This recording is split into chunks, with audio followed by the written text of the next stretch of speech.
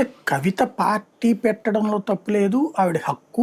అదే సందర్భంలో తనకంటూ ఒక బ్యాచ్ పోగయ్యి ఉన్నారు కాబట్టి జాగృతి పేరుతో ఆల్రెడీ పోగేసుకుని ఉంది కాబట్టి ఆవిడ చేయడంలో కూడా తప్పు లేదు. ప్రజాస్వామ్యంలో ఎవరికైనా పార్టీ పెట్టుకునే హక్కు ఉంటుంది. కాకపోతే మనం స్టార్ట్ ఒక పని చేశాము అంటే అదొక బ్లాస్ట్ అనిపించాలి. అదొక ఈవెంట్ మేనేజ్మెంట్ సంస్థతో చేసే బ్లాస్ట్ కాదు. పబ్లిక్లో ఒక టాపిక్ రావాలి, డిబేట్ రావాలి. కవిత పార్టీ పెడుతోందన్నటువంటిది రొటీన్, కొత్తదనం ఏమీ లేదు. ఆవిడ పెట్టాలనుకుంటున్నటువంటి పార్టీ విధి విధానాలలో ఏమన్నా ప్రత్యేకత ఉండాలి. ఆ పాంచజన్యం చూస్తే నాకు అనిపించింది ఏంటంటే, మన పవన్ కళ్యాణ్ గారి పేరు అదేదో పెట్టారు కదా, షణ్ముఖ వ్యూహం. అంటే పేలలా ఇది.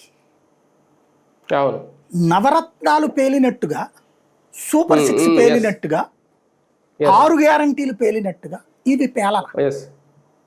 అంటే కొత్తదనం కనిపించలేదు. సూపర్ 6 పేలింది నవరత్నాలు పేలినట్టుగా. అప్పుడు అది పేలింది, అది గెలిచింది. ఇప్పుడు ఇది పేలింది, ఇది గెలిచింది. ఇక్కడ సూపర్ 6 6 గ్యారంటీలు తెలంగాణలోను ఇది అమలు చేశారా లేదా అంటే, నవరత్నాలు అమలు చేసినా ఓడాడు. సూపర్ 6 అమలు కాకపోయినా గెలుస్తామంటున్నారు. 6 గ్యారంటీలు అమలు చేయకపోయినా గెలుస్తాం.